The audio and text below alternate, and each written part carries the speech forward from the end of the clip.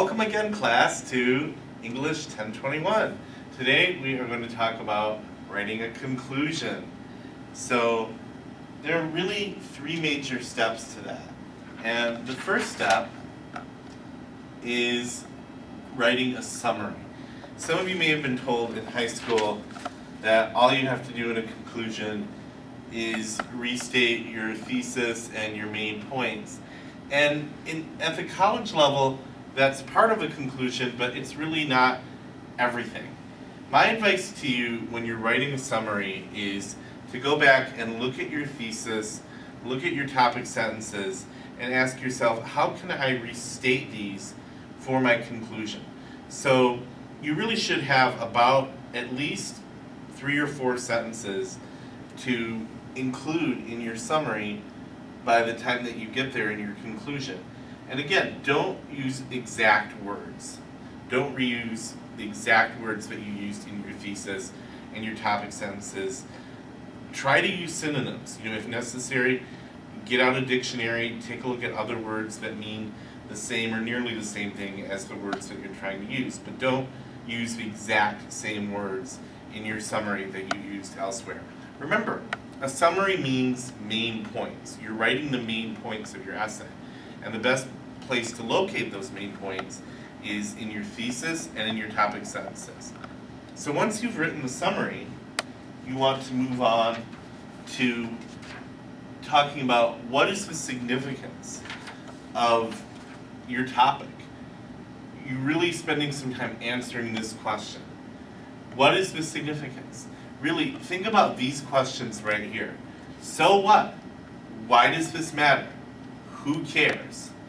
And in this sense, I want you to think about the audience for your essay. What person or people would be most interested in what you have to write about? And again, what do you see as your purpose in writing the essay? I mean, obviously you can't write something here like, I'm doing this for a grade for a class. You want to think of who outside the classroom, specifically, might be most interested in what you have to say here. Really, this is the key question. So what? So what? Who cares? Why does this matter? Tell me about the significance of your topic. You really don't have to literally say what is the significance, the significance is, but talk to me a little bit about why this topic matters to you and why perhaps it should matter to others. And the last part of the conclusion is what I like to call the clincher. It's very similar to the attention getter in the introduction. That is, you can have a question, a quotation, an anecdote, or a statistic, and I covered all of these things in an earlier video when I talked about each of these and how they draw your reader in. Now, similarly, at the end of your essay, you want to make a lasting impression on your reader, and the best way to do that is through the clincher statement. You want to give your reader something to think about. That is, a question for your reader to ponder, or a quotation that relates to your topic. Maybe perhaps another anecdote that helps illustrate the point that you're trying to make, or a statistic that really helps the reader to think more deeply about the topic that you're considering.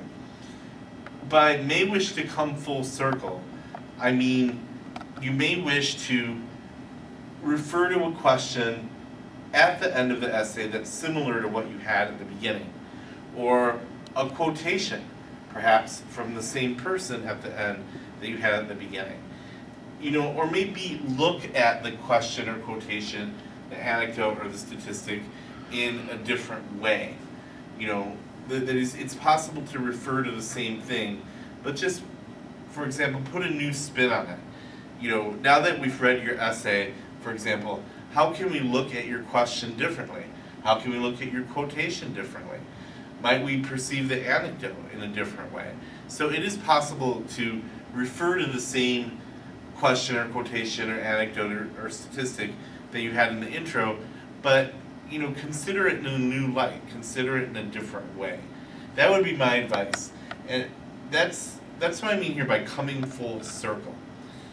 That is just starting from the beginning and working your way back to where you were, but just looking at things from a new perspective.